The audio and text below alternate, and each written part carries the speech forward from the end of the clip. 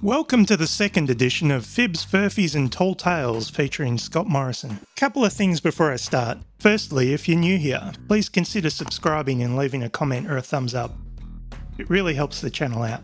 Secondly, did you know that in the UK you can buy Morrison's pork pies? I'm not even joking. Speaking of pork pies, cast your mind back to this. Prime Minister, we're talking Prime Minister Scott Morrison. You ever told a lie in public life? I don't believe I have. No.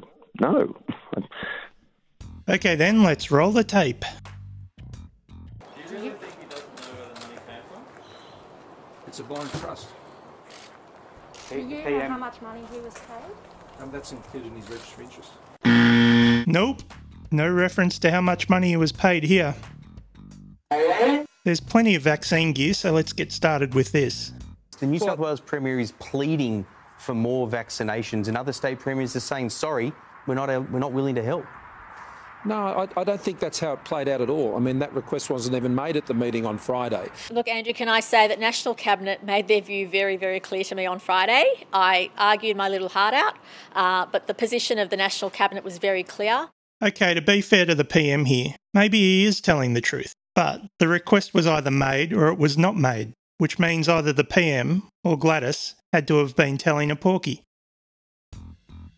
Around this time period, the PM appeared to trip himself up in a single press conference.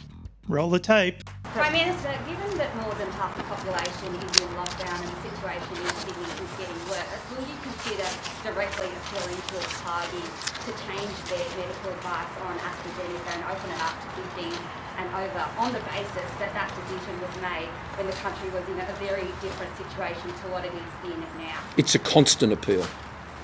I can assure you. It's a constant appeal.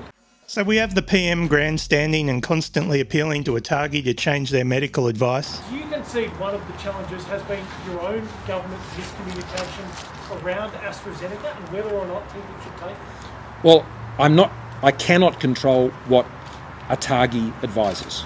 They are an independent, so are you suggesting that the government, when advised by the Technical and Advisory Group on Immunisation, some of the most senior level scientific medicos in the country, tell the government that the preferred vaccine for people of particular ages is 50, and then they changed it to 60, that the government should refuse that advice? You've just said there's a constant appeal though for them to change that. Well, sure, but they're the ones... What's different about them?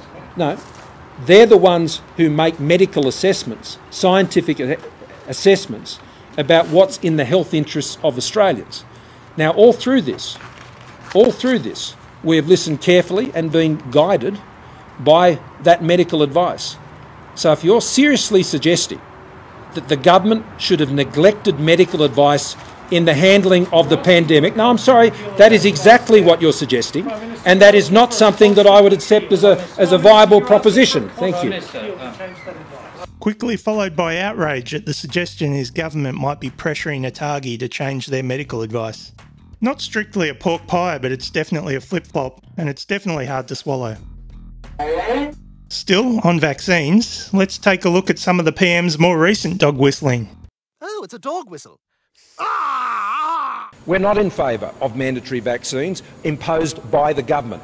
It's funny how Morrison could come out campaigning with this message, given that mandates were one of the measures that ultimately contributed to Australia's high vaccination rate. And he's more than happy to take credit for that vaccination rate too. We have one of the highest vaccination rates in the world. It seems as though Morrison is happy to have an each-way bet while dog whistling to the Freedom crowd. But, to the point, on the one hand, his government is apparently not in favour of vaccine mandates. Yet Morrison is the guy who introduced the no jab, no play and no pay laws. It has been suggested, though, that his speaking points on this issue were pinched from a journo. Queensland's Deputy Premier, Stephen Miles, has also called out Scott Morrison's hypocrisy when it comes to vaccine mandates. Let me also just observe that the Prime Minister requires journalists to be vaccinated to attend his press conferences. You can call that what you like, but I'd call that a mandate. Side note, looking at the analysis of preference flows in the 2019 election by Anthony Green, the ABC's chief election analyst, I find it interesting that voters for Clive and friends directed their preferences so heavily towards the daddy of vaccine mandates. Let's round out the vaccine stuff with the underrated Morrison classic, Front of the Queue. Australia is in the leading pack of countries in the world today for how we are protecting Australians' health and protecting their livelihoods. And the other thing Australians can take hope from today is that their government, their Australian government, their federal government, is providing hope through a sovereign vaccine plan which will keep Australia right up the front. The front of the queue line has been trotted out by both Morrison and Greg Hunt. We've had challenges in terms of supply because European countries and drug companies have favoured those nations who've had high rates of COVID for the delivery of vaccines like Pfizer, which has put countries like New Zealand and Australia at the back of the queue in terms of receipt of some of those. Australia is in the leading pack of countries, Australia right up the front. Here's an easy one. I think it was entirely appropriate, and I must admit we were very disappointed and shocked to hear the news. We heard it the same as about the incidents took place. I mean, I haven't been at Hillsong now for over about 15 years. Our nation needs more prayer and more worship. Scott Morrison leading by example to mark the start of this year's Hillsong conference. Amen. Everyman Scott Morrison appears on Sky to tell Australia that he's not pretending to be anyone else. I'm not pretending to be anyone else. We're still wearing the same glasses. And, sadly, the same suits. This would be news to Anthony Squires, I'm sure. And I weigh about the same. Not through lack of trying, though. You can't present yourself to the Australian people as something that you're not. Total garbage. Get in the bin. Then there was this rant when questioned on parliamentary standards. Well, I'll let you editorialise as you like, Andrew. But if anyone in this room wants to offer up the standards in their own workplaces by comparison, I'd invite you to do so. Well, they're better than these, I would suggest, Prime Minister. Let me take you up on that. Let me take you up on that. Right now, you'd be aware in your own organisation that there is a person who has had a complaint made against them for harassment of a woman in a women's toilet. And that matter is being pursued by your own HR department. I'm not aware So, you're not aware of it. So let's not, all of us who sit in glass houses here, start getting into that. He quickly walked this one back with an apology when he realised it might upset Daddy Rupert. On refugees being detained in a Melbourne hotel. On Monday you said that those held in the Park Hotel in Melbourne were not refugees. Most of them are, 25 of them are. Do you apologise for that mistake, or if you're now aware that that is not the case, is it appropriate that some of those people have been held in detention for more than 8 years? I didn't make a statement that every single person who was in that place was not a refugee. I said that was, to my understanding, the case with some people who were there. And there are a number of people who were at that facility who have not been found to owe protection. Sorry? I'm asking about the 25 who are found to and have they are all in various stages of the pathway to where they will ultimately be located. The suggestion that I said they were all not found to be refugees is not true. That's not what I said. It was a question in a radio interview. I answered it to the best of my knowledge at that time, and in quite a number of cases, that was indeed the case. And here's what he said. Make up your own mind.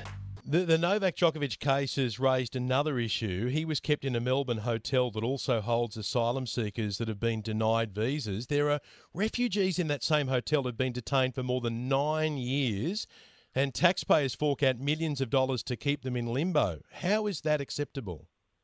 Well, the specific cases, Ben, I mean, it's not clear that, to my information, that someone in that case is actually a refugee. They may have sought asylum and been found not to be a refugee and have chosen not to return. In my opinion, it's misleading at best. Now, as Prime Minister, as you know, I'm regularly up in front of you and I deal with the hard questions that are put to me. You know, if you're Prime Minister, that's what you have to do. I think most people watching this will realise that was a pork pie.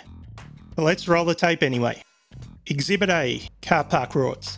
Why did your government need a list of the top 20 marginals in order to allocate taxpayer money to projects in coalition seats under the Commuter Car Park Fund?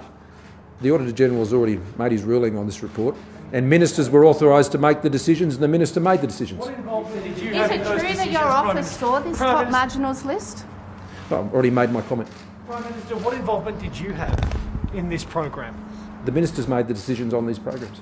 So you have no say under this program at all in where Minister makes taxpayers' money would decisions go? as they're authorised to make those decisions. So you had no conversation? The minister makes the decisions on the projects. Are there any other questions? See the list of the top 20 marginals list. I'm very okay with the idea of building car parks to ensure people can get a park, can get on a train, can get to work sooner, can get home sooner, because urban congestion and people commuting is a daily challenge. This is a daily thing that people want done, and we're getting it done. But did you see the list of the top 20 marginal electorates? I'm telling you, the minister make the decisions as they should. That's the proper authorisation of the process. And what Australians are getting are more car parks. Australians are the winners. Thanks very much. Exhibit B, floods. Prime Minister Scott Morrison has continued his carefully choreographed tour of flood-affected areas. For the second day in a row, he's come under fire for failing to publicly meet flood victims for fear of bad press. Flanked by the military, members of parliament and the media. On a street blocked off by police and monitored by security, the Prime Minister shook hands with the Defence Force, brushed up on council cleaning techniques. Look at this broom. Mate, this is getting a lot of work out. But stopped to speak to only a handful of flooded business owners. The curated Queensland stopover, Thanks, everyone. hosting 3 of 4 photo ops behind closed doors. Where were you? You know things are bad when Scott Morrison doesn't want a TV camera on him. Let's be blunt. I could run a 30-part mini-series on the PM dodging hard questions. In coming months, 2 bonus payments of up to $400 each will be paid to aged care workers, including those providing direct care, food or cleaning services. Cash splash for workers in aged care. Now, to be fair, he could still deliver on this one, but based on the government's record, and record on aged care in particular, I'm tipping progress might be slow. The Port of Darwin. Now, here's a bloody saga. Well, the Port of Darwin was sold by the former Territory government here in the Northern Territory. It is not something that the federal government had any power to prevent or stop. If you believe there was absolutely nothing Morrison or the coalition could have done at the time to stop the deal going ahead, then I've got a bridge to sell you. The Prime Minister now wants the entire nation to be overcome with amnesia about his own record. He wants us to forget that it was his government that ticked off the sale of the Port of Darwin, a strategic asset, to a Chinese company. He wants us to forget that when Victoria signed a memorandum of understanding with China in 2018, his Trade Minister, Senator Birmingham, declared, "That's something we welcome." And most of all, he wants us to forget that in September 2017, his government signed its own BRI Memorandum of Understanding with China. And what is in this BRI deal? We don't know. The Prime Minister refuses to tell us.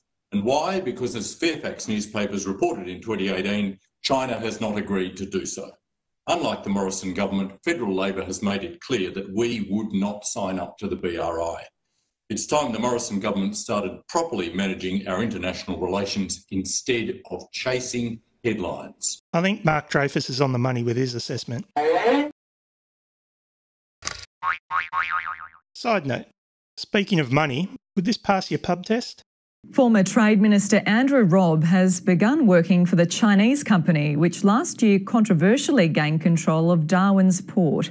The Turnbull government won't say when it was told of Mr Robb's appointment as senior economic consultant to the Landbridge Group. 2 years ago, he was inking Australia's biggest ever free trade deal. Earlier this year, he surprised colleagues quitting Parliament for the corporate sector. The former Trade Minister's now a globe-trotting consultant, and the ABC can reveal he's just joined the Chinese company Landbridge, which was last year controversially awarded a 99-year lease of Darwin Port. While in Parliament, Andrew Robb passionately defended the deal. We have to act in the national interest of our country. That's what's happened in the Port of Darwin. So Morrison has quite the back catalogue of Furphies. Maybe I'll manage to get a third volume out before the election. Thanks for watching.